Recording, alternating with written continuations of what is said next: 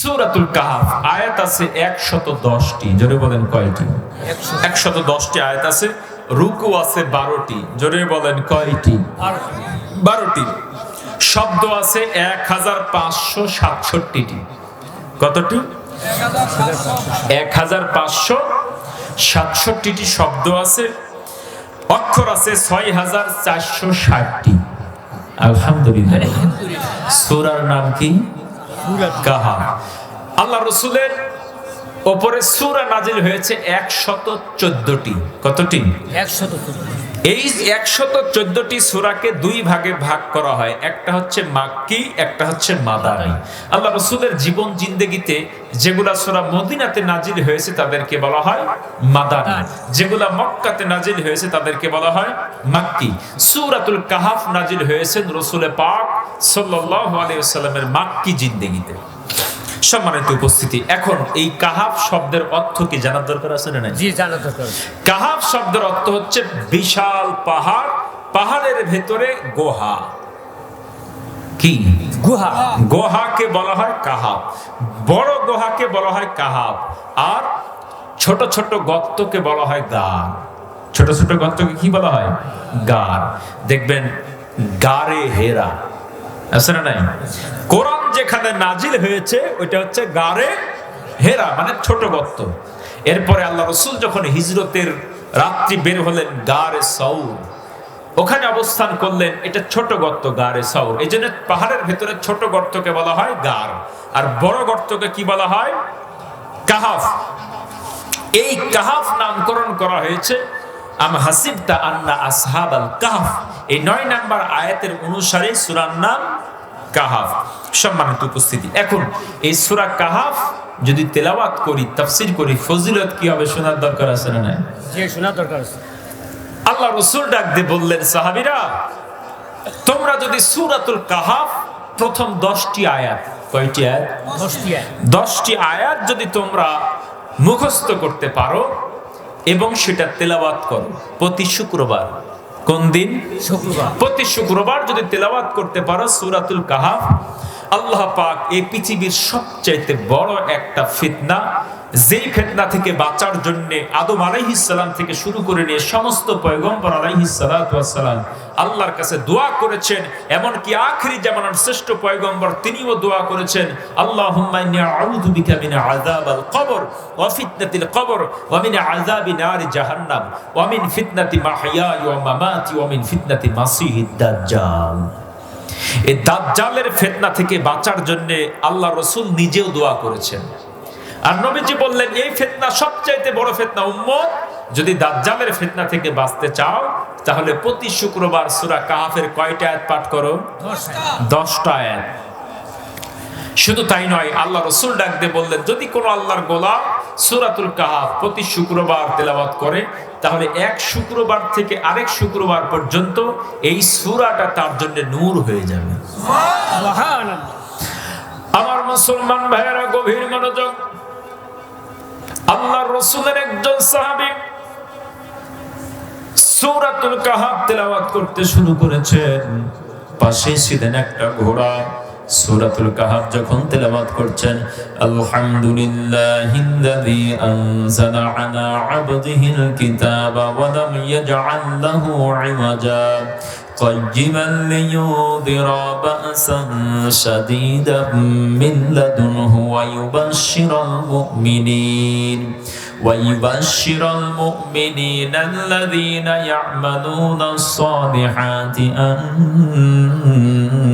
لهم أجرا حسنا। الله أكبر। পাশেই ছিল একটা ঘোড়া। সূরাতুল কাহাফ যখন তেলাওয়াত শুরু করে দিয়েছেন, পাশের ঘোড়াটা লাফাইতে শুরু করলেন। আল্লাহর নবীর সাহাবী তেলাওয়াত বন্ধ করে দেয় নাই। হঠাৎ করে তাকিয়ে দেখলেন আকাশের ভিতর থেকে ঘন কালো অন্ধকার মেঘ তাকে যেন ঘিরে ফেলে দিয়েছেন। তিনি কোরআনের তেলাওয়াত বন্ধ করেন নাই, চালাইতে থাকলেন। আমার মুসলমান ভাইরা, সকাল যখন হয়ে গেল, মসজিদে নববীতে প্রবেশ করলেন, আল্লাহর নবীকে ডাক দিয়ে বললেন, ইয়া রাসূলুল্লাহ, ইয়া হাবিবাল্লাহ, গতকাল রাত্রিতে আমি সূরাতুল কাহাফ যখন তেলাওয়াত করছিলাম, আমার পাশেই ছিল একটা ঘোড়া। ঘোড়া লাফাইতে শুরু করলো, কিন্তু আমি তেলাওয়াত বন্ধ করি নাই।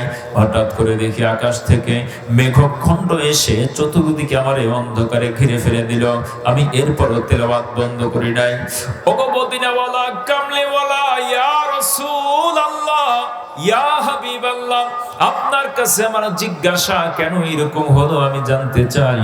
আল্লাহর নবী ডাক দিয়ে বললেন, সাহাবী, তুমি যখন কোরআনুল কারীম থেকে সূরাতুল কাহাফ তেলাওয়াত করছিলে, আল্লাহ পাকের রহমতের ফেরেশতারা তোমাকে রহমতের চাদর দিয়ে ঘিরে ফেলেছিল। বলি সুবহানাল্লাহ। আল্লাহ পাকের রহমতের ফেরেশতা আগমন করার কারণে ঘোড়া বুঝতে পেরেছে, এই জন্য ঘোড়া লাফাইতে শুরু করেছে। বলি মারহাবা। আল্লাহ পাক ডাক দিয়ে বললেন, ওয়া ইযা কুরিয়াল কুরআনু ফাসতামিউ লাহু ওয়া আনসিতু লাআল্লাকুম তুরহামুন।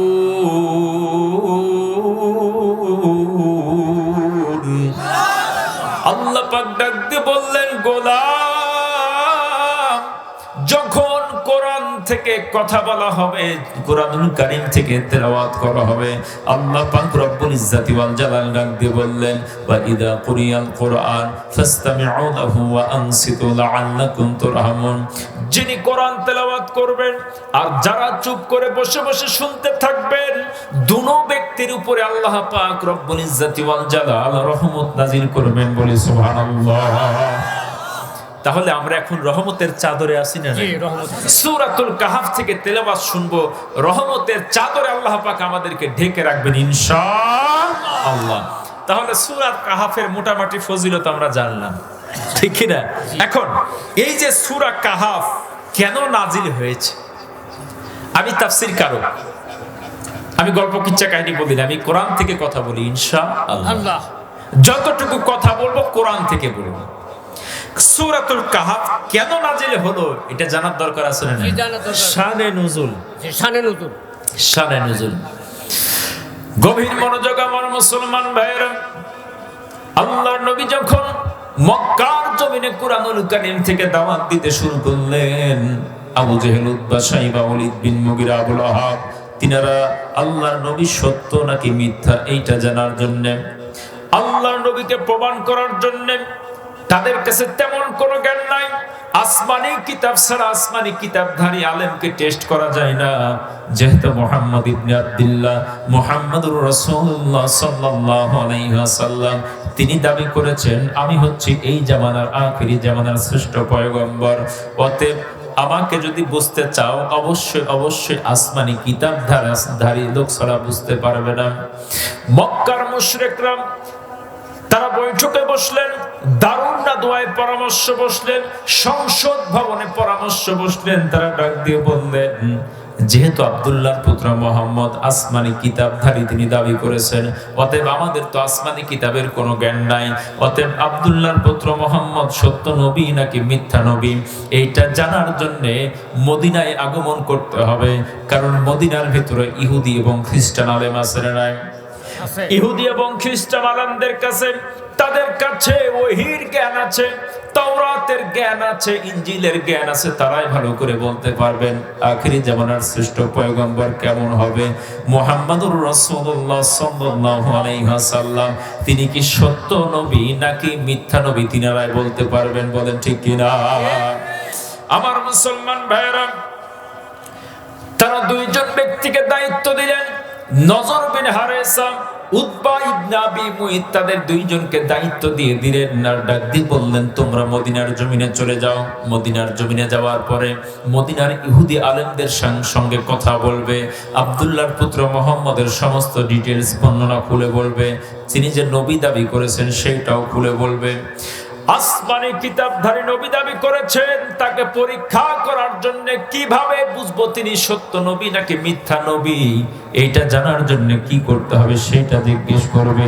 এই দায়িত্ব দিয়ে নজর বিন হারেসা, উতবা ইবনে আবি মুইত দুজনকে মদিনার জমিনে পাঠায় দেওয়া হলো। আমার মুসলমান মদিনার জমিনে আগমন করলেন, মদিনার আলেমদের সঙ্গে বসলেন, ইহুদি পণ্ডিতদের সঙ্গে বসলেন, আল্লাহর নবী সম্পর্কে সমস্ত ডিটেইলস বর্ণনা খুলে বললেন। তিনি যে নবী দাবি করেছেন এটাও খুলে বললেন। ইহুদি আলেমরা ডাক দিয়ে বললেন, তিনি যদি সত্যকারের নবী হয় তিনটা প্রশ্ন তাকে করতে হবে। জোরে বলেন, কয়টা প্রশ্ন? তিনটা প্রশ্নের উত্তর যদি সঠিকভাবে দিতে পারে তাহলে সে আখেরি জামানার শ্রেষ্ঠ পয়গম্বর। প্রথম নাম্বার প্রশ্নের উত্তর দিতে পারলে সে আখেরি জামানার পয়গম্বর। 2 নাম্বার প্রশ্নের উত্তর দিতে পারবে, প্রথমটা দ্বিতীয়টা দুটোটার উত্তর দিতে পারবে। 3 নাম্বার প্রশ্নের উত্তর দিতে পারবে না। যদি উত্তর দিতে পারে তাহলে তিনি নবী নয়, যদি উত্তর দিতে না পারে অবশ্যই অবশ্যই তিনি আখেরি জামানার শ্রেষ্ঠ পয়গম্বর। 3টা প্রশ্ন করতে হবে, 2টা উত্তর দিতে পারবে, আর একটার যদি উত্তর দিতে না পারে তাহলে আখেরি জামানার পয়গম্বর। 3টার যদি উত্তর দিতে পারে অবশ্যই অবশ্যই সে নবী নয়। ইহুদি আলেমরা শিখিয়ে দিলেন, 1 নাম্বার প্রশ্ন করবে তাকে গিয়ে অতীত জামানার কয়েকজন যুবক ঈমান আনার কারণে তারা ঘর থেকে বের হয়ে গিয়েছে, আর কখনো তারা ফিরে আসে নাই। এই যুবকরা কারা এইটা তাকে জিজ্ঞেস করবে। 2 নম্বরে এমন একজন বাদশা ছিল, সূর্য ওঠা থেকে সূর্যাস্ত পর্যন্ত গোটা পৃথিবী তিনি ভ্রমণ করেছিলেন। বলে সুবহানাল্লাহ। এই বাদশা সম্পর্কে জিজ্ঞেস করবে। 3 নম্বরে জিজ্ঞেস করবে রুহু সম্পর্কে জিজ্ঞেস করবে, রুহু কি আত্মা কি এইটা সম্পর্কে তাকে জিজ্ঞেস করবে। আবার মুসলমান ভাইরা, তিনি তো প্রশ্ন যখন শিখিয়ে দিলেন, নজর বিন হারিসা, উতবা ইবনে আবি মুইত খুশি হয়ে মক্কার জমিনে আগমন করলেন। আবু জেহেল, উতবা, শাইবা, ওয়ালিদ বিন মুগিরা তাদেরকে নিয়ে বসলেন। এরপরে ডাক দিয়ে বললেন, মদিনার আলেমরা 3টা প্রশ্ন শিখিয়ে দিয়েছে, আব্দুল্লাহর পুত্র মুহাম্মদকে আমরা 3টা প্রশ্ন করব। যদি 2টার উত্তর দিতে পারে, 1টার উত্তর দিতে না পারে তাহলে তিনি নবী। বলি সুবহানাল্লাহ। আমার মুসলমান ভাইয়েরা, মক্কার জমিনে তদানীন্তন সময় বড় বড় নেতা যারা ছিল সকলে একত্রিত হয়ে আল্লাহর রাসূলের কাছে হাজির হয়ে গেল। ডাক দিয়ে বললেন, ওগো আব্দুল্লাহর পুত্র মুহাম্মদ, আমাদের 3টা প্রশ্ন তোমার কাছে আছে। এই 3টা প্রশ্নের যদি সঠিক উত্তর দিতে পারো অবশ্যই অবশ্যই তোমারে নবী বলে মেনে নিবে। বলি মারহাবা। আমার মুসলমান ভাইয়েরা, আল্লাহর নবী ডাক দিয়ে বললেন, ও মক্কাবাসী, কি প্রশ্ন তোমরা করতে চাও অবশ্যই অবশ্যই সে প্রশ্ন তোমরা করতে পারো, আমি নবী তোমাদের উত্তর দিয়ে দিব। আবার মুসলমান ভাইয়েরা, প্রথম নাম্বার প্রশ্ন করলেন, অতীত জামানার কয়েকজন যুবক ঈমান আনার কারণে ঘর থেকে বের হয়েছে আর ঘরে ফিরে আসে নাই, তাদের সম্পর্কে জানতে চাই। 2 নাম্বার প্রশ্ন হলো, এমন কোন ব্যক্তি ছিল, এমন কোন বাদশা ছিল পৃথিবীর সূর্য উদিত থেকে শুরু করে নিয়া সূর্যাস্ত পর্যন্ত পৃথিবীর সমস্ত জায়গায় তিনি ভ্রমণ করেছেন, সে বাদশাহ সম্পর্কে জানতে চাই। 3 নম্বরে রুহু কি এই সম্পর্কে জানতে চাই। আমার মুসলমান ভাইরা, আল্লাহর নবীকে যখন জিজ্ঞেস করা হলো, আল্লাহর নবী ডাক দিয়ে বললেন, ও মক্কাবাসী, অবশ্যই অবশ্যই তোমাদের প্রশ্নের উত্তর আমি দিয়ে দেব, কিন্তু আজকে নয়, আগামীকাল। বলি মারহাবা। আল্লাহর নবী কখনো মন গড়া কোনো কথা বলেছে নাকি? আল্লাহর নবী কখনো মন গড়া কথা বলেন নাই। আল্লাহ পাক ডাক দিয়ে বললেন, ওয়া মা ইয়ানতিকু আনিল হাওয়া ইন হুয়া ইল্লা ওয়াহয়ুহা।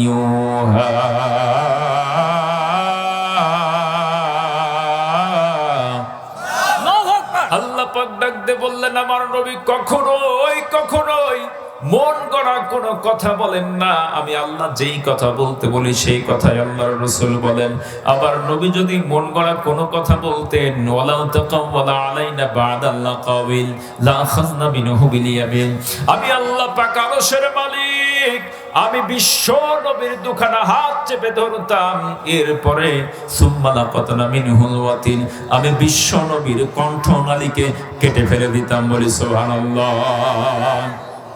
আমার মুসলমান ভাইয়েরা, আল্লাহর নবীকে ভয়ঙ্কর ভাবে সতর্ক করে দিলেন, নবী হে, নিজের মন গড়া কোনো কথা বলা যাবে না, আজগবি গল্প কাহিনী কিসসা কাহিনী বলা যাবে না। কথা যদি বলতে চাও কোরআন থেকে কথা বলতে হবে। আল্লাহর নবীকে ধমক দিয়ে বললেন, নবী হে, নিজের মন গড়া যদি কোনো কথা বলেন, আমি আল্লাহ আপনার কণ্ঠনালী কেটে ফেলে দিব। ও মুসলমানের সন্তান, আজকে আলেম যারা হয়েছো, আজকে যদি মন গড়া কোনো কথা তুমি ওয়াজের মঞ্চে গিয়ে বলো, আল্লাহ পাক কাল কিয়ামতের ময়দানে জিহ্বা কেটে নেওয়ার সম্ভাবনা আছে না নাই? আজকে আলোচনা হয় ঘুকুমল আলো চাল খেয়ে। একদিন নবী মুস্তাফাই রাস্তা দিয়ে হেঁটে যায়, হরিণ একটা বান্দা ছিল গাছের তলায়। এরপরে কোরআন নাই, হাদিস নাই, 2 ঘন্টা বক্তব্য আছে না নাই? আমার মুসলমান ভাইরা, এই জন্য কোরআন থেকে কথা বলতে হবে, হাদিস থেকে কথা বলতে হবে। আজগবি কিচ্ছা কাহিনী বলা যাবে কি যাবে না? আল্লাহর নবী ডাক দিয়ে বললেন, মক্কাবাসী, আগামীকাল তোমাদের উত্তর আমি দিয়ে দিব।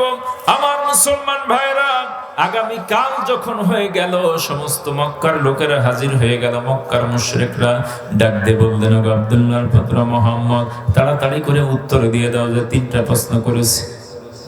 আমার মুসলমান ভাইরা, এখনো পর্যন্ত আল্লাহর নবীর কাছে জিবরিল আলাইহিস সালাতু ওয়াস সালাম আগমন করেন নাই। জিবরিল যদি আগমন না করে, আমার নবী কোনো কথা বলতে পারে নাকি? আল্লাহর নবীকে যখন প্রশ্ন করা হয়েছে, নবী আমার ইনশাআল্লাহ শব্দ ব্যবহার করেন নাই। ইনশাআল্লাহ না বলার কারণে আগামীকাল উত্তর দিতে চেয়েছেন, ফেরেশতা নাজিল হয় নাই। সুবহানাল্লাহ বলেন। এই জন্য কোন কাজে যখন বের হবেন, আগামীকাল মাছ ধরতে যাব, কি বলবেন? কি বলবেন? ইনশাআল্লাহ বলবেন, দেখবেন বেশি মাছ পাবেন। ইনশাআল্লাহ না বললে মাছ পাওয়ার সম্ভাবনা খুবই কম। ভবিষ্যতে কোনো কাজের ইচ্ছা পোষণ করলে আল্লাহ পাক শিখিয়ে দিয়েছেন, ওয়ালা তাকুলান্না লিশাইইন ইন্নী ফাঈলুন যালিকা গাদা।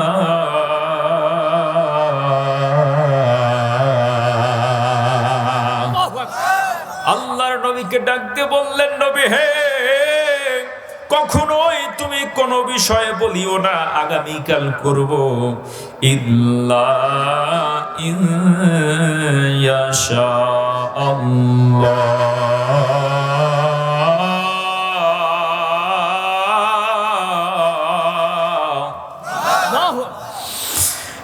ইল্লা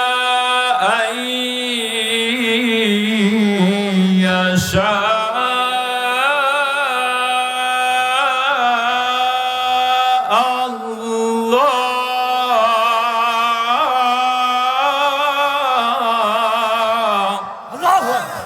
আল্লাহর নবীকে শিক্ষা দিলেন, নবী হে, আগামীকাল যদি কোনো কাজ করতে চান, অবশ্যই অবশ্যই ইনশাআল্লাহ শব্দ ব্যবহার করতে হয়।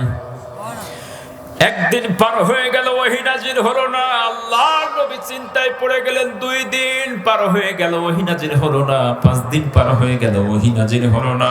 আবার মুসলমান ভাইরা, আল্লাহর নবীরে দেখে দেখে মক্কাবাসী দাঁত বের করে খিলখিল করে হাসে আর বলে, তুমি যদি নবী হও, অবশ্যই অবশ্যই তুমি উত্তর দিতে পারতে, অবশ্যই তুমি মিথ্যা নবী। বলি নাউজুবিল্লাহ। আল্লাহর নবী চিন্তায় পড়ে গেলেন। 10 দিন পার হয়ে গেল।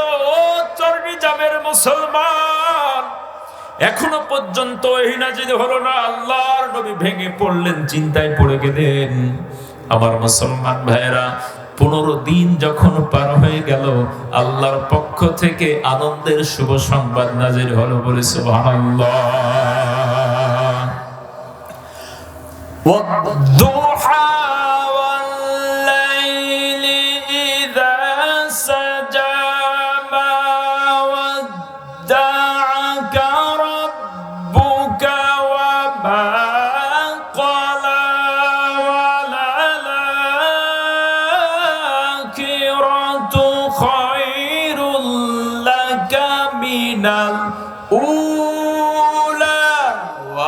وَلَسَوْفَ يُعْطِيكَ رَبُّكَ فَتَرْضَى।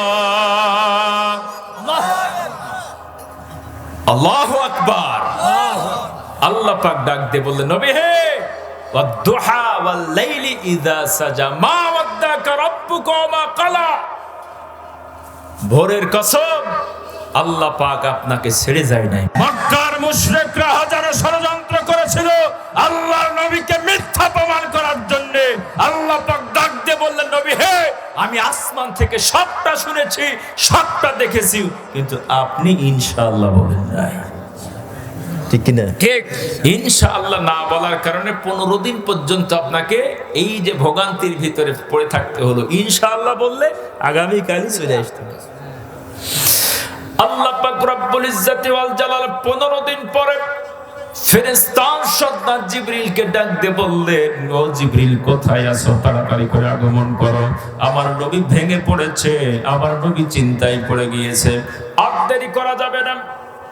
সূরাতুল কাহফ 110টা আয়াত নিয়া 12টা রুকু নিয়া আসমান থেকে 70,000 ফেরেশতা নিয়া অন্যান্য সূরা নাযিল হওয়ার জন্য কিন্তু সাথে ফেরেশতা আসে না, শুধুমাত্র জিবরিল আলাইহিস সালাতু ওয়াস সালাম আগমন করেন। কিন্তু সূরাতুল কাহফ যখন আল্লাহ পাক নাযিল করে দিয়েছেন, ফেরেশতা জিবরিল আলাইহিস সালাতু ওয়াস সালাম সম্পূর্ণ সূরাতুল কাহফ নিয়ে আল্লাহর নবীর কাছে হাজির হলেন, আর সাথে আগমন করলেন 70,000 ফেরেশতা। বলে সুবহানাল্লাহ। এরা হতে হেলে দুলে নুরানি তনুর কে আসে হাই, সারা দুনিয়ার হেরে বের পর্দা খুলে খুলে যায়, সে যে আমার কামদিওয়ালা কামদিওয়ালা। তার নামে বিভোল রাঙা পায়ের তলে পর্বত জঙ্গম টলমল টলে, তার পায়ে বিভোল রাঙা পায়ের তলে পর্বত জঙ্গম টলমল টলে, খুরবা খেজুর বাদাম জাফরানি ফুল ঝরে ঝরে যায়, সে যে আমার কামদিওয়ালা কামদিওয়ালা। সবাই এরা হতে হেলে দুলে নুরানি তনুর কে আসে হাই, সারা দুনিয়ার হেরে বের পর্দা খুলে খুলে যায়, সে যে আমার কামলিওয়ালা কামলিওয়ালা। আল্লাহু আকবার। কোন সূরা নাযিল হলো? সূরা কাহফ। প্রশ্ন কয়টা? 3টা। সূরাতুল কাহফ নাযিল হলো। এখন মক্কাবাসীদের উত্তর দেওয়ার সময় এসেছে না আসে নাই? সময় এসেছে উত্তর। আল্লাহর নবী ডাকতে বললেন, ওগো মক্কাবাসী, তোমরা প্রথম যে প্রশ্নটি করেছো সেই প্রশ্নের উত্তর ভালো করে শুনে নাও। নাহনু নাকুসসু আলাইকা নাবাআহুম বিল হক ইন্নাহুম ফিতিয়াতুন আমানু বিরাব্বিহিম ওয়া জিদনাহুম হুদা।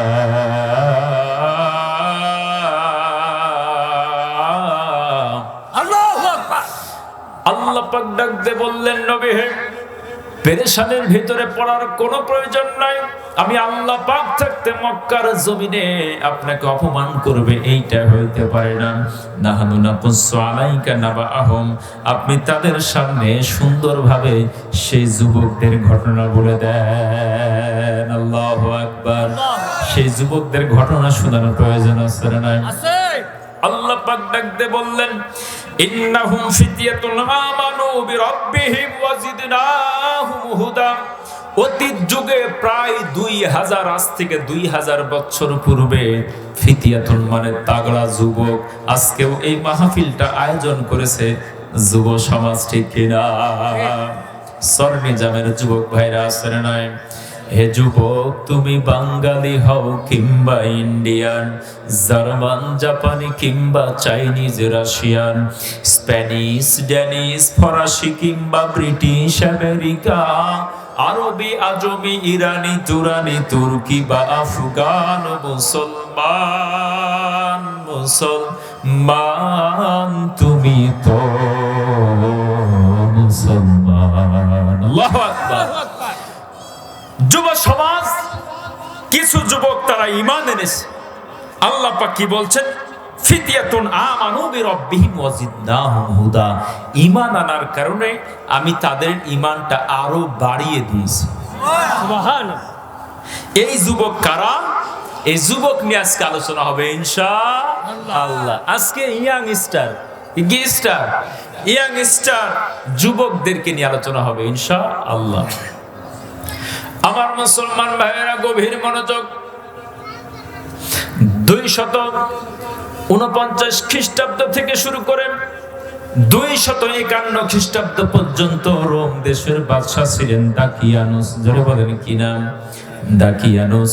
ইংলিশে যাকে বলা হয় ডিকোডিয়াস। আমার মুসলমান ভাইরা সূরাতুল কাহাফ থেকে লাইভ সরাসরি আলোচনা হবে ইনশাআল্লাহ। সম্রাট দাকিয়ানুস তার দেশের ভিতরে জনগণের উপরে এমন নির্যাতন নিপীড়ন শুরু করে দিল, যারা ইমানদার, ইমানের দাবিদার, এক আল্লাহতে বিশ্বাসী, আল্লাহর জমিনে আল্লাহর আইনকে প্রতিষ্ঠা করতে চায়, যারা কালেমা প্রতিষ্ঠা করতে চায়, আল্লাহর আইন যারা প্রতিষ্ঠা করতে চায়, এই কথা যখন তারা বললেন, সাথে সাথে সম্রাট দাকিয়ানুস এমন কোন নির্যাতন নাই, নিপীড়ন নাই তাদের উপরে চালায় নাই। আজ থেকে 2000 বছর পূর্বের ইতিহাস। গভীর মনোযোগ আমার মুসলমান ভাইয়েরা। তৎকালীন সময়তে এত দেশের ভিতরে ভয়ঙ্কর অবস্থা সৃষ্টি করে দিল, যারা ঈমানদার তাদেরকে ধরে ধরে জেলের ভিতরে বন্দী করা শুরু করে দিল, ফাঁসির মঞ্চে ঝুলাইতে শুরু করে দিল। ও মুসলমান ভাইরা, এমন কোন নির্যাতন নিপীড়ন তারা করে নাই। তৎকালীন সময়তে যারা ইমানের দাবিদার, ইমানদারদেরকে ধরে ধরে কেটে কেটে টুকরা টুকরা করে লাশের বিভিন্ন খণ্ড বিখণ্ড অংশগুলো দেহে আপনার দেশের সেই শহরের দেওয়ালে দেওয়ালে ঝুলাই দিত। এত ভয়ঙ্কর অবস্থা ইমানদারদের। ঈমান আনার কারণে এমত অবস্থায় তারা কি করলো? বিভিন্ন জন লুকিয়ে বেড়ায়, পালিয়ে বেড়ায়। দেশের ভিতরে অস্থিতিশীল পরিবেশ তৈরি হয়ে গেল। ও মুসলমানের সন্তান, দেশের মানুষগুলো যেন আতঙ্কগ্রস্ত হয়ে গেল। দেশের মানুষ টুপি দাড়ি নিয়ে শান্তিতে থাকতে পারে না। দেশের মানুষ আল্লাহর কথা বলে শান্তিতে থাকতে পারে না। ও মুসলমান ভাইয়েরা আমার, তৎকালীন সময়ে আল্লাহ পাক রব্বুল ইজ্জাতি ওয়াল জালাল কিছু যুবককে হেদায়েত দান করলেন। যেই যুবকগুলো ছিল রাষ্ট্রীয় একদম গুরুত্বপূর্ণ দায়িত্বের কিছু মানুষ, মন্ত্রী পর্যায়ের কিছু মানুষ, অথবা মন্ত্রীর সন্তান। 7 জন যুবককে আল্লাহ পাক হেদায়েত দান করলেন বলে আল্লাহু আকবার। সাধারণ মানুষ যখন বিপদে পড়ে গেলেন, সাধারণ মানুষ আন্দোলন করে কোনো কাজ হয় না। সাধারণ মানুষ মিছিল মিটিং করে জালেমরা সরাইতে পারে না। জালেম এমন ভাবে জুলুম শুরু করে দিল, আল্লাহ পাক রব্বুল ইজ্জাতি ওয়াল জালাল সে জালেমের পাশ থেকে কিছু মূল্যবান মানুষকে হেদায়েত দান করলেন বলে সুবহানাল্লাহ। আমার মুসলমান ভাইরা, ফেরাউন যখন জুলুম শুরু করে দিয়েছিল জনগণের উপরে, ফেরাউনের ঘরের ভিতরে লালিত পালিত হয়েছে মুসা কালিমুল্লাহ। ঠিক কিনা মুসলমান? আমার মুসলমান ভাইরা, নমরুদ যখন জনতার উপরে জুলুম শুরু করে দিয়েছে, আল্লাহ পাক রব্বুল ইজ্জাতি ওয়াল জালাল নমরুদের ধর্মগ্রন্থীর ঘরের ভিতরে সন্তান জন্মগ্রহণ করেছে পয়গম্বর ইব্রাহিম আলাইহিস সালাতু ওয়াস সালাম।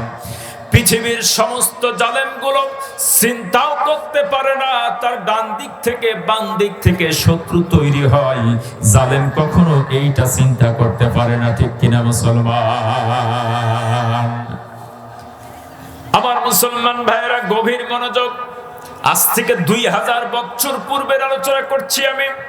এই জালেম শাসক দাকিয়ানুস তার দেশের ভিতরে মন্ত্রী পর্যায়ে মন্ত্রীর সন্তান এরকম 7 জন যুবককে আল্লাহ হেদায়েত দান করলেন বলে সুবহানাল্লাহ। এই 7 জন যুবক এবার জনগণের মাঝে দাওয়াত শুরু করে দিলেন, দাওয়াতি কাজ করলেন, তাবলীগ জামাতের কাজ শুরু করে দিলেন। বিভিন্ন ভাবে মানুষকে আল্লাহর সঙ্গে জুড়ে দেওয়ার চেষ্টা করলেন। তারা সেজদা দেয়, নামাজ আদায় করে।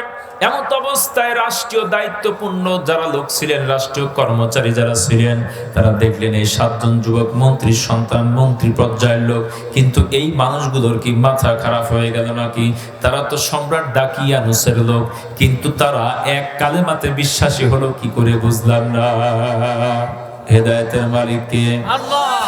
আমার মুসলমান ভাইয়েরা, হাজারো মানুষ যদি এক জায়গায় হয়, জালেমকে তাড়াইতে পারে না, কিন্তু জালেমের কাছ থেকে কোনো মানুষ যদি জালেমকে আঘাত করে, জালিম তাড়াতাড়ি বিদায় হয়। ঠিক কিনা মুসলমান? আমার মুসলমান ভাইয়েরা গভীর মনোযোগ। এই 7 জন ব্যক্তি তারা দাওয়াতি কাজ শুরু করে দিল। রাষ্ট্রীয় কর্মচারী যারা ছিল তারা ডাক দিয়ে বললেন, আপনারা মন্ত্রীর সন্তান, আপনারা মন্ত্রী মানুষ, আপনারা আল্লাহর দিকে আহ্বান করেন, তাহলে তো দেশের মানুষ সব কালেমা পড়ে মুসলমান হয়ে যাবে, কিন্তু দাকিয়ানুস যিনি কালেমা পড়বেন তাকেই হত্যা করবেন। আমার মুসলমান ভাইরা, আল্লাহ পাক রব্বুল ইজ্জাতি ওয়াল জালাল কোরআনের ভিতরে ডাক দিয়ে বলছেন, যদি কোন আল্লাহর গোলাম কালেমা পড়ে মুসলমান দাবি করে, তার উপরে বিপদ আসবে 3টি। জোরে বলেন কয়টি? আল্লাহ পাক সূরাতুল আনফাল 8 নম্বর সূরা, সূরাতুল আনফালের 30 নম্বর আয়াতের ভিতরে ডাক দিয়ে বলছেন, ইয ইয়ামকুরু বিকাল্লাযীনা কাফারু লিয়ুসবিতুকা আও ইয়াকতুলুকা আও ইউখরিজুক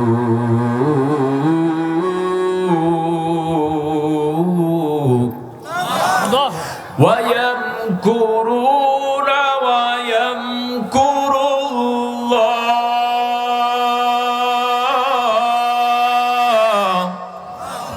وَاللَّهُ خَيْرُ الْمَاكِرِينَ।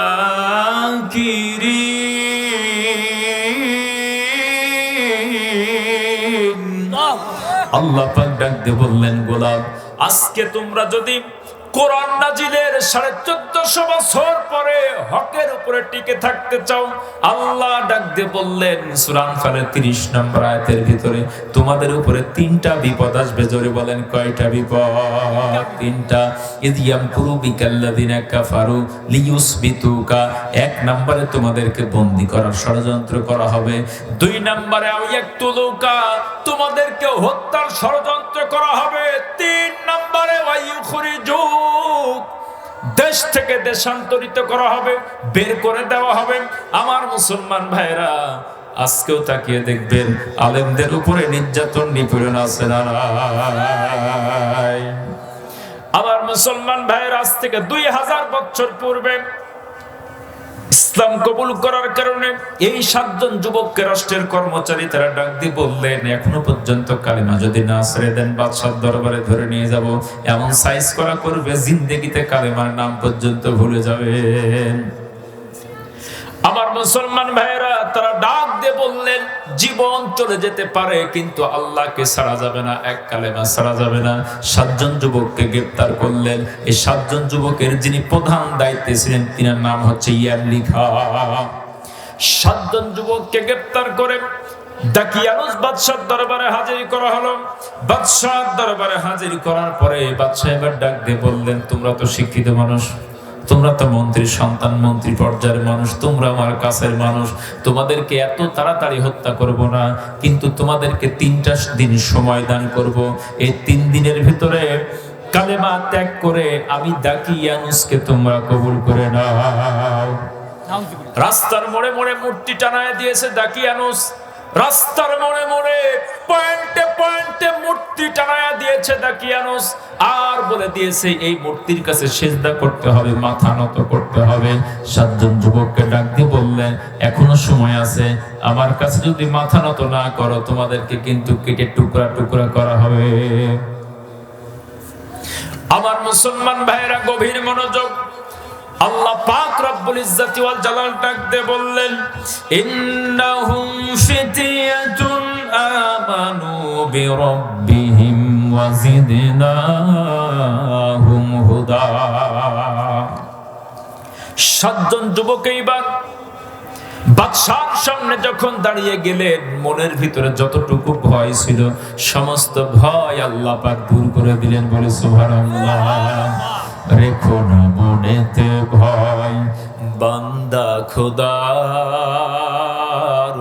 দূর হয়ে যাবে বাধা সব, তোমার আবার এক মালিক আছেন, আছেন আমাদের রব, আছেন আমাদের রব। আসনা নাই জালেমের সামনে দাঁড়িয়ে বাদশাহ, জালেম বাদশাহ দাকিয়ানুসের সামনে দাঁড়িয়ে সাতজন যুবক কি বলেছিল আল্লাহ পাক সূরা কাহফের 14 নম্বর আয়াতে কোট করে দিলেন।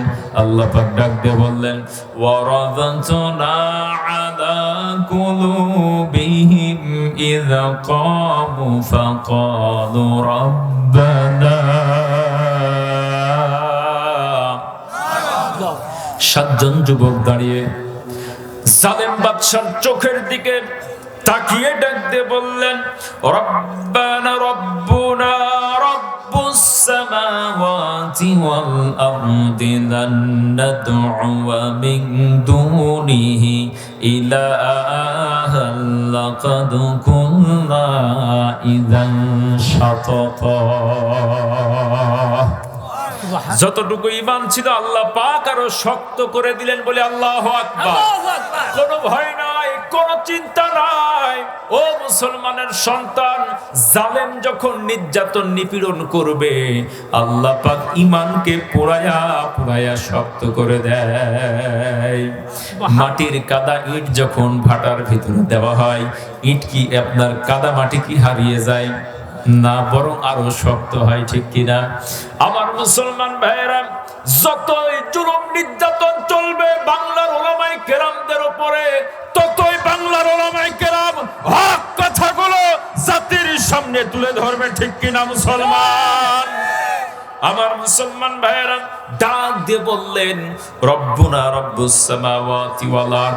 ও দাকিয়ানুস, তোমার কাছে সিজদা করব না, আমাদেরকে কেটে কেটে টুকরা করতে পারো, কিন্তু সিজদা হবে একমাত্র আকাশ জমিনের মালিকের কাছে। বলি মারহাবা।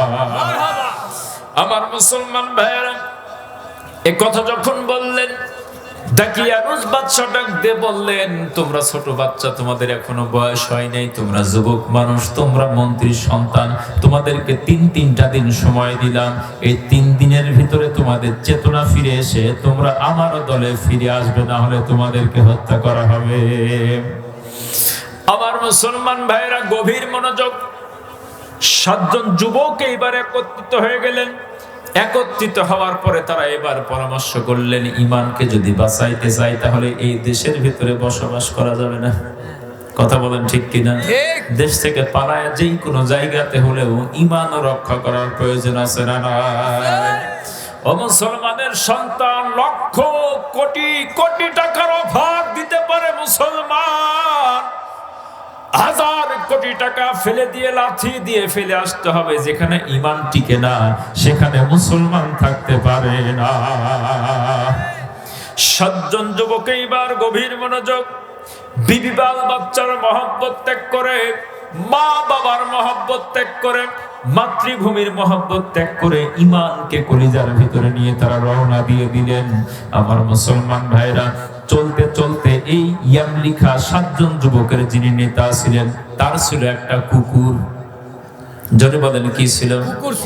কুকুরটা যখন পিছনে লেগেছে 7 জন যুবকের, লাঠি দিয়া পিটন দেয় আর কুকুরে তাড়ায় দেয়, যাও যাও কুকুর, চলে যাও, আমরা দেশের ভিতরে থাকবো না, আমরা কালেমা নিয়ে সমস্ত সবকিছু মায়া মহব্বত ত্যাগ করে এমন জায়গায় চলে যাব যেখানে দাকিয়ানুস বাদশা দেখতে পাবে না। বলি মারহাবা। কুকুরকে যখন তাড়ানোর জন্য চেষ্টা করে, কুকুর বারবার ডাক দিয়ে বলে, ও 7 জন যুবক, ঈমান নিয়ে তোমরা দেশ থেকে চলে যাও, ঈমান রক্ষা করার জন্য তোমরা বুঝি বের হয়ে যাও, আমাকে সাথে নাও, আমি ঈমানদারদের সঙ্গে থাকতে চাই, কোনো মিথ্যাবাদীর সঙ্গে থাকতে চাই না। কুকুরকে এত তাড়ায় দিল, কুকুর যায় না। ও মুসলমান, মিথ্যাবাদীর সঙ্গ ত্যাগ করে একটা কুকুর ও সত্যবাদীর সঙ্গ আপনার পিছনে লেগে গেল, মিথ্যাবাদীদেরকে পরিহার করে বারবার তাড়ায় দেয়, কিন্তু কুকুর পিছনে ছাড়ে না। ও মুসলমান ভাইরা, একটা কুকুর থেকে আমাদের শিক্ষা গ্রহণ করার প্রয়োজন আছে না নাই? আল্লাহ পাক ডাকতে বললেন, ইয়া আইয়ুহাল্লাযীনা আমানুত্তাকুল্লাহা ওয়া কুনু মা'আস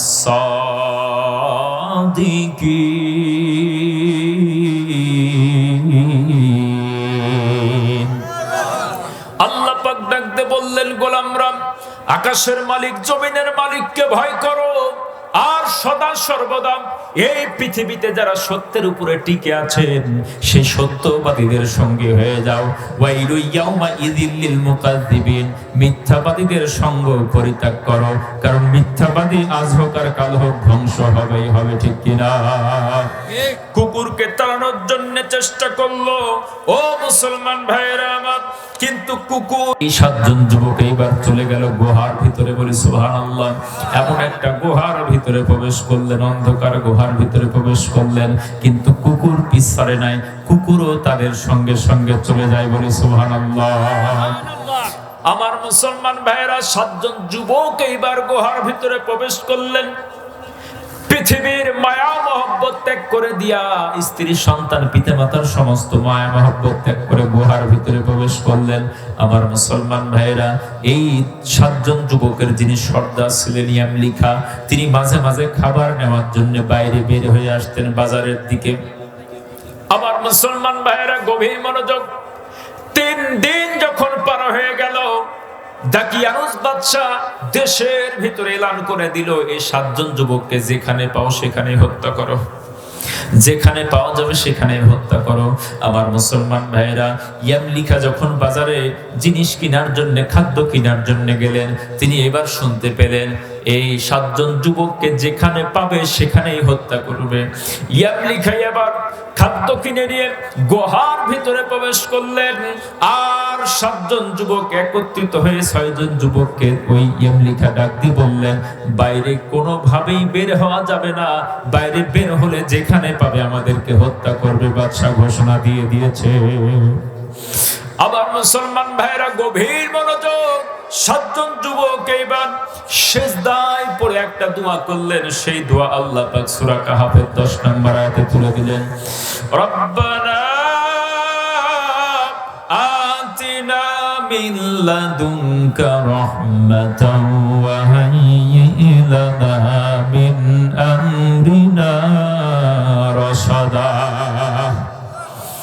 আল্লাহর কাছে কান্না করতে করতে ডাক দিয়ে বললেন, মালিক, পৃথিবীর সমস্ত মায়া মহব্বত ত্যাগ করতে পারবো, বিবি বাল বাচ্চার মহব্বত ত্যাগ করতে পারবো, মায়ের আদরের কথা ভুলে যেতে পারবো, বাবার ভালোবাসার কথা ভুলে যেতে পারবো মালিক, কিন্তু তোমারে ছাড়া যাবে না। 7 জন যুবক এবার সিজদায় পড়ে কাঁদতে শুরু করলেন, আমার আল্লাহ এই 7 জন যুবককে কবুল করে ফেললেন, রহমতের চাদর দিয়ে ঢেকে ফেললেন। এই 7 জন যুবক ঘুমায়া গেলেন, ঘুম দিয়ে দিলেন আল্লাহ পাক রব্বুল ইজ্জতি ওয়াল জালাল। তারা ঘুমিয়ে গেলেন, ঘুম এমন ঘুম দিয়ে দিলেন, আল্লাহ কোরআনের ভিতরে ডাক দিয়ে বললেন, এই যুবকরা এমন ঘুম দিয়েছেন, 1 দিন নয়, 2 দিন নয়, 309 বছর পর্যন্ত ঘুম দিলেন, বলে সুবহানাল্লাহ। আল্লাহু আকবার। ঈমানদার ঈমান নিয়ে গুহার ভিতরে প্রবেশ করেছেন। আল্লাহ পাক রব্বুল ইজ্জতি ওয়াল জালাল এমন রহমতের চাদর দিয়ে ঢেকে দিলেন। আল্লাহ কুরআনুল কারীমের ভিতরে ডাক দিয়ে বলছেন, ফাদারাবনা আলা আযানিহিম ফিল কাহফি সিনিনা আদাদা। 7 জন যুবক যখন গুহার ভিতরে দোয়া করলেন, আমি আল্লাহ পাক রব্বুল ইজ্জতি ওয়াল জালাল ফাদারাবনা আলা আযানিহিম, তাদের কানের ভিতরে পর্দা ফেলে দিলাম, বলি মারহাবা, কানটা বন্ধ করে দিলাম। একটা মানুষ যখন ঘুমায়, আগে চোখ ঘুমায়, কি ঘুমায়? এরপরে কান ঘুমায়। কান যদি জাগ্রত থাকে, একজন ব্যক্তি যদি ডাক দেয় ভাইজান ওঠেন, তখন ঘুম থেকে উঠে, ঠিক কিনা? আল্লাহ পাক ডাক দিয়ে বললেন ফাদারাবনা আলা আযানিহিম, আমি তাদের কানকে বন্ধ করে দিলাম। আরো মজার ঘটনা সামনে আছে। তারা ঘুমন্ত অবস্থায় পার হচ্ছে বছরের পরে বছর। আমার মুসলমান ভাইরা, কুরআনুল কারীমের ভিতরে সুন্দরভাবে সেই কথাগুলো তুলে দিয়েছে, বলি মারহাবা। আল্লাহ পাক ডাক দিয়ে বললেন ওয়া তাহসাবুহুম আইকাযাও ওয়া হুম রুকুদ। আল্লাহর নবীকে ডাক দিয়ে বললেন, নবী হে, আপনি যদি তাদেরকে দেখতেন, তারা দেখে মনে হয় জাগ্রত, ঘুমিয়ে গিয়েছেন, চোখগুলো খোলা আছে, বলে আল্লাহু আকবার। কান বন্ধ করে দিয়েছেন, চোখগুলো খোলা আছে। মুসলমান একদিন দুই দিন নয়, 300 বছর পর্যন্ত চোখ খুলে রেখেছেন। তিনার নাম কি? আল্লাহ পাক ডাক দিয়ে বললেন ওয়া নুকাল্লিবুহুম যাতাল ইয়ামিনি ওয়া যাতাশ শিমাল। একবার ডান পাশে যায়, একবার বাম পাশে হয়, একবার ডান পাশে হয়, একবার বাম পাশে হয়। 7 জন যুবক চোখ খোলা অবস্থায় ঘুমিয়ে আছেন, কান বন্ধ। একবার ডান দিকে মোড় দেয়, আরেকবার বাম দিকে মোড় দেয়। কারণ যদি একদিকে থাকে তাহলে মাটি খেয়ে নেওয়ার সম্ভাবনা আছে না নাই? আমার মুসলমান ভাইরা, মাটি যেন খেতে না পারে, এই জন্য সুন্দরভাবে আল্লাহ পাক তাদেরকে মুভ করাচ্ছেন, বলে মারহাবা। আল্লাহ পাক বললেন ওয়া তারাশ শামসা ইযা তালাআত তাযাওয়ারু আন কাহফিহিম যাতাল ইয়ামিন। 309 বছর ধরে গুহার ভিতরে এমন প্রশস্ত জায়গা, আল্লাহ পাক যখন সূর্য পূর্ব আকাশে উদিত করতেন, সূর্য একটু ডান দিকে হেলে যেত, বলে সুবহানাল্লাহ। সূর্য একটু ডান দিকে হেলে যেত। আবার যখন ওয়াইদা গরাবাত তাকরিদুহুম ইদা যাতাশ শিমাল, সূর্য যখন আবার ডুবে যায়, আল্লাহ পাক ডাকতে বললেন 7 জন ইমানদারের জন্য আমি আল্লাহ সূর্যকে বাম দিকে হেলে দিতাম, বলি মারহাবা। গোটা পৃথিবীতে যত সম্পদ আছে মুসলমান, সব সম্পদের চাইতে লাউকানাতিদ দুনিয়া তাআদিলু ইনদাল্লাহ জানাহা বাউদাতান মা সাকা। আল্লাহ পাক ডাক দিয়ে বললেন, এই পৃথিবী এবং পৃথিবীর মাঝে যাবতীয় যা সম্পদ আছে, সব সম্পদ আমি আল্লাহর কাছে একটা মূষার পাখনার সমানও দাম নাই, বলে সুবহানাল্লাহ। গোটা পৃথিবীর মাঝে যা সম্পদ আছে, সব কিছুর চাইতে একজন ইমানদারের দাম বেশি, বলে আল্লাহু আকবার। ইমানদারের জন্য বিশাল সাগর ফেটে যায়। পয়গম্বর মুসা আলাইহিস সালাতু ওয়াস সালাম, ইব্রাহিম আলাইহিস সালাতু ওয়াস সালাম ইমানদার, তার জন্য আগুন ফুলের বাগান হয়ে যায়, ঠিক কিনা? ও মুসলমান, আসহাবে কাহাফের জন্য 300 বছর পর্যন্ত সূর্য একবার ডান দিকে হেলে যায়, একবার বাম দিকে হেলে যায়, বলি মারহাবা। এজন্য ঈমান কলিজার ভিতরে ধারণ করার প্রয়োজন আছে না নাই? আল্লাহ পাক ডাক দিয়ে বললেন ওয়া কালবুহুম বাসিতুন যিরাআইহি বিল ওয়াসিদ। আহারে, সাথে ছিল একটা কুকুর। এই কুকুর কত মনিবের গোলামি করে। কুকুর কেমন প্রভু ভক্ত মুসলমান, কুকুর থেকে তোমার শিক্ষা নিতে হবে। 309 বছর পর্যন্ত তার মালিক ঘুমাচ্ছেন, এই কুকুরটা গেটের ভিতরে পাহারা দিতে দিতে দিতে দিতে দিতে দিতে কুকুরটা মারা গেল, কিন্তু মালিকের সঙ্গে কোনো প্রকার আপনার 2 নাম্বারই করে নাই, ঠিক কিনা? কুকুর ডাকতে বললেন, মালিক তুমি গুহার ভিতরে প্রবেশ করেছো, আমি তোমার নুন খাই, অতএব তুমি যতক্ষণ পর্যন্ত গুহার ভিতর থেকে না বের হবে, আমি কুকুর এই গুহা ত্যাগ করব না, বলি মারহাবা। তাফসীরের কিতাবের ভিতর আসছে কুকুরটার নাম হলো কিতমির। বলে আল্লাহু আকবার। আল্লাহু আকবার। 309 বছর পর্যন্ত সেই কুকুরটা হাত পা ছেড়ে দিয়ে মৃত্যুবরণ করেছেন, কিন্তু মালিকের সঙ্গে কোনো প্রকার বেয়াদবিমূলক আচরণ করেন নাই। ও মুসলমান ভাইরা আমার, আজকে একটা কুকুর যতটুকু প্রভু ভক্ত, মানুষ কিন্তু তার প্রভুরে চিনে না। আহা, ইয়া আইয়ুহাল ইনসান মা গাররাকা বিরাব্বিকাল কারীম। আল্লাহ পাক ডাক দিয়ে বললেন, গোলাম, কে তোমারে ভুলাই দিল? সে মহান মহান গরিয়ান প্রভুর ইবাদত থেকে কে তোমারে পথ ভুলাইয়া দিল? এই 7 জন যুবকের সঙ্গে কুকুরটা পাহারা দিতে দিতে মারা গেল। আল্লাহ পাক ডাক দিয়ে বললেন, আমি 10টা প্রাণীকে জান্নাতের ভিতরে প্রবেশ করাবো। জোরে বলেন, কয়টা প্রাণী? 10টা প্রাণীকে আমি জান্নাতের ভিতরে প্রবেশ করাবো।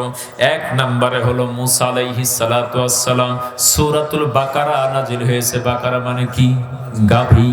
এই গাভী জবাই করেছিল, সেই ঘটনা যদি কোনোদিন আসি সেই দিন শোনাবো। গুরুত্বপূর্ণ একটি কোরআনের ঘটনা।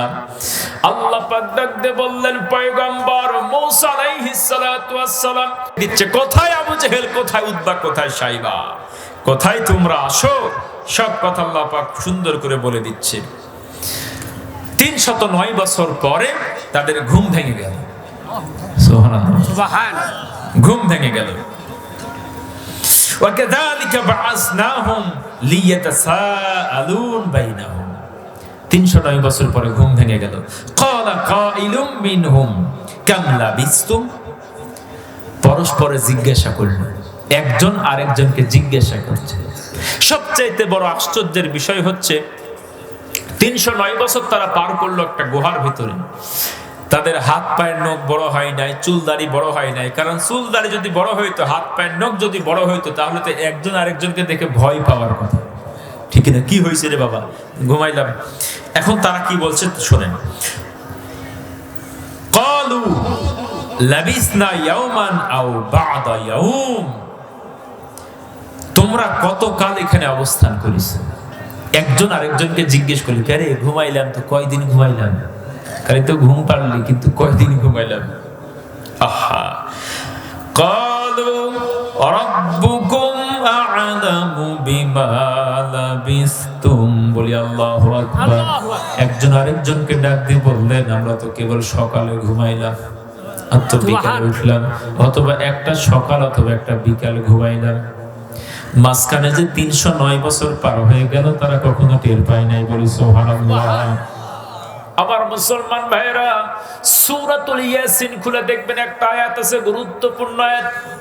ইয়া ওয়াইলানা মান বা'াসনা মিন মারকাদিনা হাযা মা ওয়া'আদার রাহমান ওয়া সাদাকাল মুরসালুন। আল্লাহু আকবার। আজ থেকে হাজার হাজার বছর পূর্বে যারা মৃত্যুবরণ করেছেন, তাদেরকে যখন কিয়ামতের ডাক দেওয়া হবে, তারা ঘুম ভেঙে যাবে। তারা বলবেন যে কেবল মাত্র ঘুমাইলাম, ঘুম ভাঙলে কেন? কথা বলেন ঠিক কিনা? আল্লাহর কসম করে বলি, ও চরনিজামবাসী, আজকে এই মাহফিলের স্টেজে তোমার যদি মৃত্যুবরণ হয়ে যায়, সমস্ত মানুষ যদি আপনাকে দাফন কাফন করে দেয়, আপনি ভাবছেন কিয়ামতের ময়দান বহু দূরে নয়। আপনাকে দাফন কাফন করে রেখে চলে আসলো, মাঝখানে হাজার হাজার বছর পার হয়ে যাবে। আপনাকে যখন কিয়ামতের ডাক দেওয়া হবে, তখন আপনি ঘুম থেকে উঠে বলবেন, এই তো কেবল মাত্র আমি তো মাহফিল থেকে এসে আমারে দাফন করলো। ঠিক কিনা মুসলমান? ইয়া ওয়াইলানা মান বা'াসানা মিন মারকাদিনা হাযা মা ওয়া'দার রাহমান।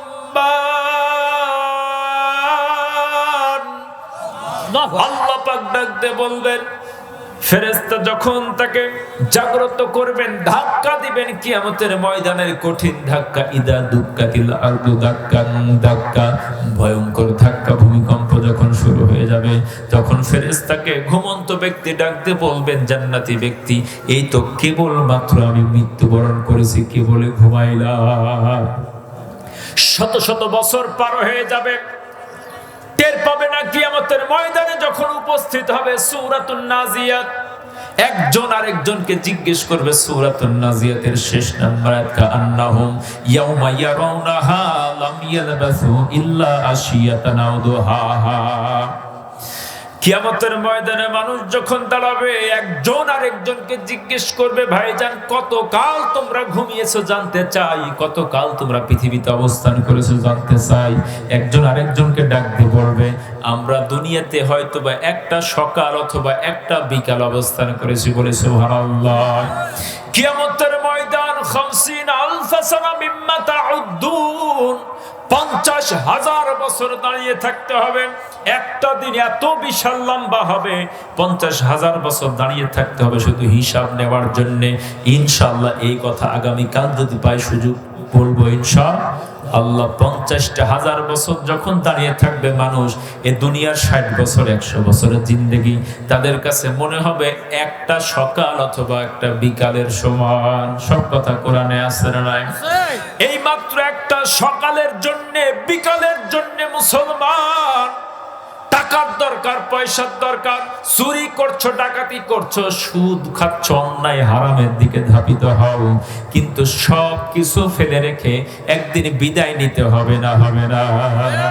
আবার মুসলমান ভাইরা একজন আরেকজনকে জিজ্ঞেস করলো, কয়দিন ঘুমাইলা? বলল সকালে ঘুমাইছি, বিকালে উঠছি।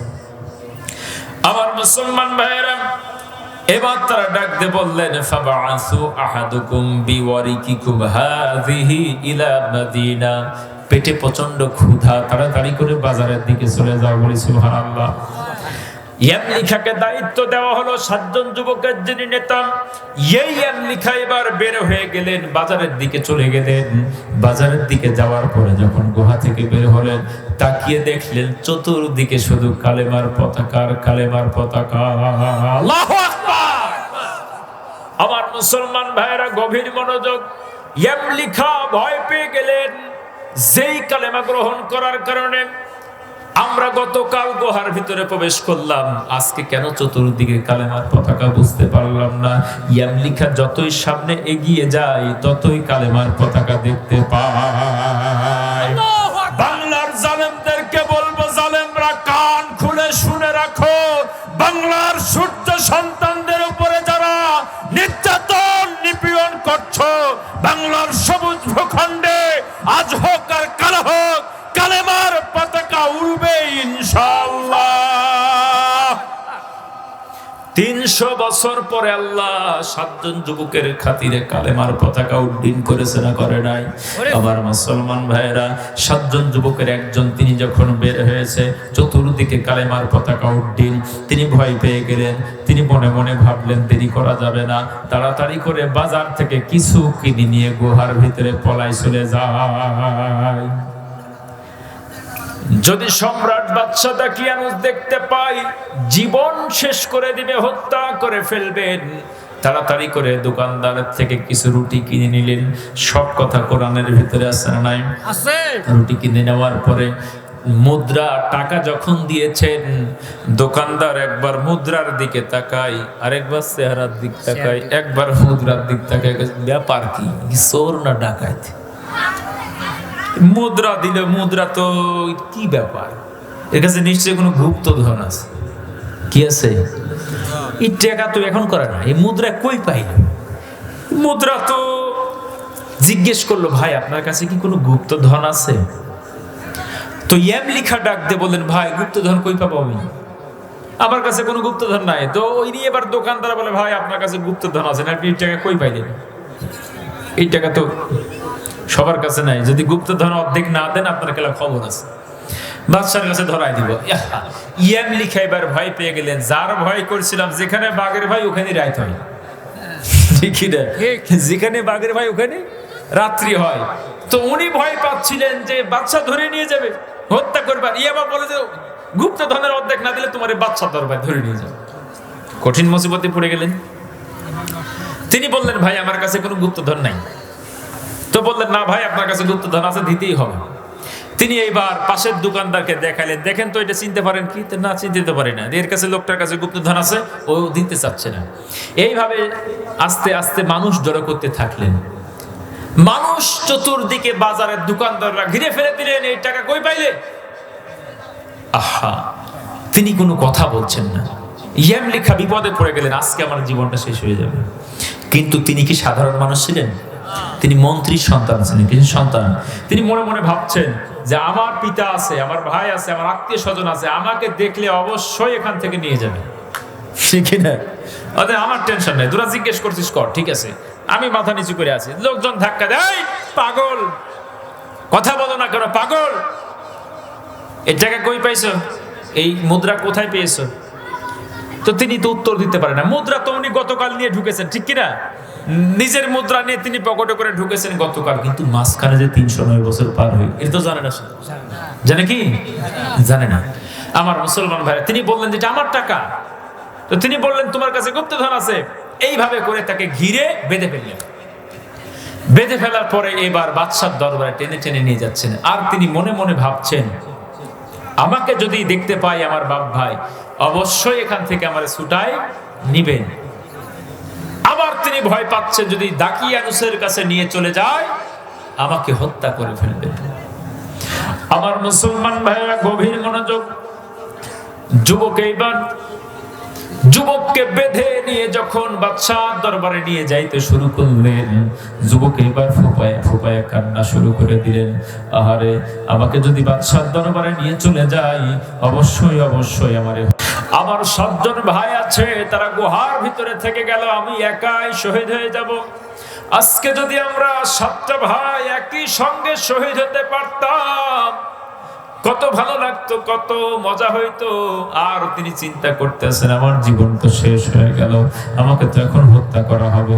আমি যদি এই 6 ভাইয়ের কাছে খবর দিতে পারতাম কতই না ভালো হতো বলিবার হাওয়া। আমার মুসলমান ভাইরা, 309 বছর পরে যেই বাদশাহ ক্ষমতায় এসেছেন তার নাম হচ্ছে বিদুশিস।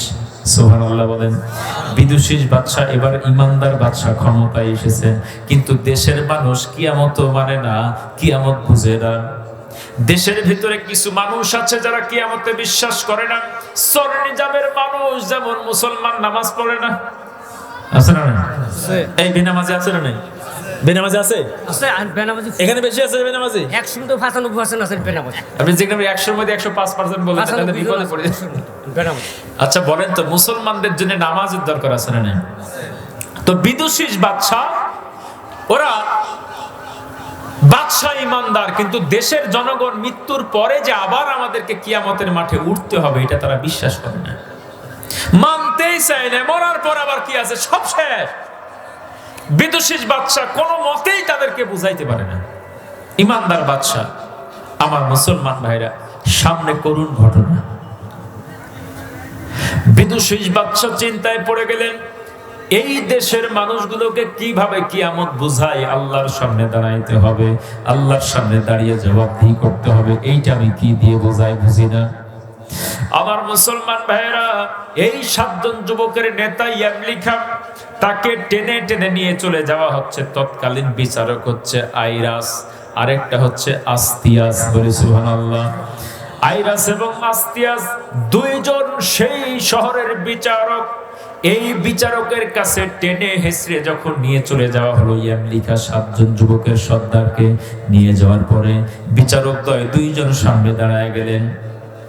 জনগণ ডাক দিয়ে বললেন, এই যুবকের কাছে গুপ্তধন আছে, কিন্তু যুবক গুপ্তধন বের করতে চায় না। এই যে মুদ্রা, তাকিয়ে দেখুন, এই মুদ্রা যুবক দিয়েছে, কোথায় পেল সেটাও সে খুলে বলে না। বলি মারহাবা। আমার মুসলমান ভাইরা, এইবার বিচারক ডাক দিয়ে বললেন, আস্তাতিউস বিচারক যিনি ছিলেন তিনি ডাক দিয়ে বললেন, যুবক, এই মুদ্রা তুমি কোথায় পেয়েছো জানতে চাই। যুবক ডাক দিয়ে বললেন, এই মুদ্রা তো আমার মুদ্রা না, না এইটা হইতে পারে না, এই মুদ্রা তো আজকের মুদ্রা না।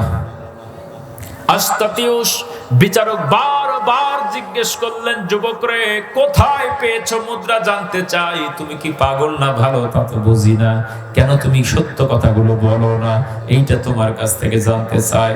ও মুসলমান ভাইরা, আবার এমত অবস্থায় ইয়ামলিখা যুবক ডাক দিয়ে বললেন, ওগো বিচারক, আপনার কাছে আমার জিজ্ঞাসা, এই যে রাজ্যের বাদশা ছিলেন দাকিয়ানুস, সেই বাদশা এখন কোথায় জানতে চাই। বিচারক আশতাতিউস এবার ডাক দিয়ে বললেন, যুবক রে, আজ থেকে 300 বছর পূর্বে দাকিয়ানুস বাদশা পৃথিবীর মাঝ থেকে বিদায় হয়েছে। আমার মুসলমান ভাইরা, এই কথা যখন বলেছেন, যুবক কাঁদতে কাঁদতে বসে যায়, বলি মারহাবা। আমার মুসলমান ভাইরা, তৎকালীন জামানায় এমন কোন ব্যক্তি নাই, এই 7 জন যুবকের কাহিনী তারা জানতো না। তারা খুব ভালো করে জানতো, আজ থেকে বহু বছর পূর্বে 7 জন যুবক এই দেশ থেকে বের হয়ে গিয়েছে। আজ পর্যন্ত সেই 7 জন যুবক আর ফিরে আসে না। আবার মুসলমান ভাইরা, এরপরে বিচারক ডাক দিয়ে বললেন, ভাইজান আপনি কে, আপনার পরিচয় জানতে চাই। এরপরে যুবক কাঁদতে আছেন, কাঁদতে আছেন। 309 বছর কিভাবে পার হয়ে গেল তিনি বুঝতে পারছেন না। বিচারক ডাকতে বললেন, যুবক রে, কান্না করো কেন, জানতে চাই কি হয়েছে তোমার, সবকিছু খুলে বলো। এইবার এই ইয়ামলিখা যুবক ডাকতে বললেন, ভাই বিচারক আশতাতিউস, আমরা গতকাল দিনের ভিতরে গুহার ভিতরে ঈমান নিয়ে 7 জন ঈমানদার প্রবেশ করলাম, আর আজকে ঘুম ভেঙে গেল। পিতা মাতার সব মহব্বত ত্যাগ করে দিয়া শুধু ঈমান নিয়ে গুহার ভিতরে প্রবেশ করেছিলাম। আজকে ঘুম ভেঙে গেল, আমি ঘুম ভেঙে কিছু বাজার করার জন্য এসেছিলাম, আপনার সামনে দাঁড়িয়েছি। দোকানদারেরা আমারে গ্রেফতার করে আপনার সামনে হাজির করে দিয়েছে। ওগো বিচারক, জানতে চাই দাকিয়ানুস বাদশা কোথায়? তিনি বললেন, আজ থেকে 300 বছর পূর্বে তিনি বিদায় নিয়েছেন। আল্লাহু আকবার, আল্লাহু আকবার বলে জমিনের ভিতরে বসে যায়। আল্লাহ, 300 বছর পার হয়ে গেল, কিছুই বুঝতে পারলাম না। গুহার ভিতরে আমার আল্লাহ আমারে 300 বছর ঘুম পাড়ায় রেখেছে, বলি আল্লাহু আকবার। আমার মুসলমান ভাইরা, এইবার যুবক ডাক দিয়ে বললেন, বিচারক আমি আপনার সামনে কিছু কথা বলতে চাই, আপনি যদি সত্য মনে করেন। সাথে সাথে বললেন, কি কথা বলতে চান? সমস্ত ঘটনা সবকিছু খুলে বললেন। আমরা গতকাল ঈমানটা বুকের ভিতরে নিয়ে দাকিয়ানুস বাদশার জাল জুলুম থেকে বাঁচার জন্য গুহার ভিতরে প্রবেশ করেছিলাম, আর আল্লাহর কাছে দোয়া করেছিলাম, রব্বানা আতিনা ফিদ দুনিয়া, দোয়া করলাম আল্লাহ রাহমাতান ওয়া হায়্যি লানা মিন আমরিনা রাশাদা। আল্লাহ তুমি আমাদেরকে রহমতের চাদর দিয়ে ঘিরে নাও, আর তোমার হেদায়েতের পথে আমাদেরকে টিকে রাখো। এই দোয়া করলাম, আল্লাহ পাক আমাদেরকে ঘুম দিয়ে দিয়েছিলেন। 7 জন যুবক আমরা ঘুমাইছি। গুহার ভিতরে এখনো 6 জন অবস্থান করছে। আমি একটু বাজার করার জন্য এখানে উপস্থিত হয়েছি। আবার মুসলমান ভাইরা, এই ঘটনায় এমন কোন ব্যক্তি নাই, তৎকালীন সময়তে রোমের ব্যক্তিরা জানে না। এই 7 জন যুবকের ঘটনা যখন বললেন, ওই 7 জন যুবকের আমি একজন। সাথে সাথে বিচারক ছোট বাচ্চার মতো করে হাউ হাউ করে কান্না শুরু করে দিলেন, আর ডাক দিয়ে বললেন, মালিক 309 বছর পরে তুমি মানুষকে ঘুম ভাঙাইতে পারো। অবশ্যই অবশ্যই কাল কিয়ামতের ময়দানে তুমি আমাদেরকে জাগ্রত করতে পারবে, ঠিক কিনা মুসলমান? কিয়ামতের কথা সবার স্মরণ হয়ে গেল। কুলকুনু হিজারাতান হাদিদা, যারা কিয়ামত বিশ্বাস করত না, তারা এই যুবককে দেখে কিয়ামতের উপরে ঈমান আনলো, বলে সুবহানাল্লাহ। যুবক এইবার ডাক দিয়ে বললেন, আমার সঙ্গে চলেন, গুহার ভিতরে যাই। দেশের লোকদেরকে সাথে নিয়ে, আশতাতিউস বিচারককে সাথে নিয়ে গুহার ভিতরে রওনা দিয়ে দিলেন। আর বিদুশীস বাদশার কাছে খবর পাঠানো হলো, আশ্চর্য যে 7 জন যুবক গুহার ভিতরে প্রবেশ করেছে। আজকে 309 বছর পরে সেই যুবক একটা বের হয়ে এসেছে, বলি সুবহানাল্লাহ। আবার মুসলমান ভাইরা, বিদুশীস বাদশা আল্লাহু আকবার বলতে থাকলেন, আর ঘোড়া দৌড়ায়া চলে আসতে থাকলেন আসহাবে কাহাফের কাছে। আবার মুসলমান ভাইরা, ঘোড়া নিয়ে যখন তারা রওনা করলেন, সেই গুহার কাছে আগমন করলেন। 6 জন যুবক ঘোড়ার শব্দ শুনে তারা ভয় পেয়ে গেলেন, আর মনে মনে ভাবলেন, আমাদের কথা বুঝি দাকিয়ানুস বাদশা খোঁজ পেয়ে গিয়েছে। আহারে, মৃত্যু ছাড়া কোনো উপায় থাকবে না। ঘোড়ার শব্দ শুনতে পাই, ভেতরে একা একা প্রবেশ করলেন ইয়ামলিখা। 7 জন যুবকের একজন একা একা গুহার ভিতরে ভিতরে প্রবেশ করলেন আর ছোট বাচ্চার মতো কান্না শুরু করে দিলেন। 6 জন যুবক ডাক দিয়ে বললেন, ভাই নিশ্চয় তুমি বাদশার দরবারে গ্রেফতার হয়ে গিয়েছো। ঘোড়ার শব্দ শুনতে পাই, মানুষের আনাগোনা শুনতে পাই, নিশ্চয় তোমার গ্রেফতার করে ফেলেছে। ভাই আমাদের আর রক্ষা নাই, আমাদেরকে হত্যা করা হবে। আমরা জীবন বিলিয়ে দেওয়ার জন্য সব সময় প্রস্তুতি আছি বলি আল্লাহু আকবার। ইন্নাস সালাতি ওয়া নুসুকি ওয়া মাহইয়া ওয়া মামাতি লিল্লাহি রাব্বিল আলামিন।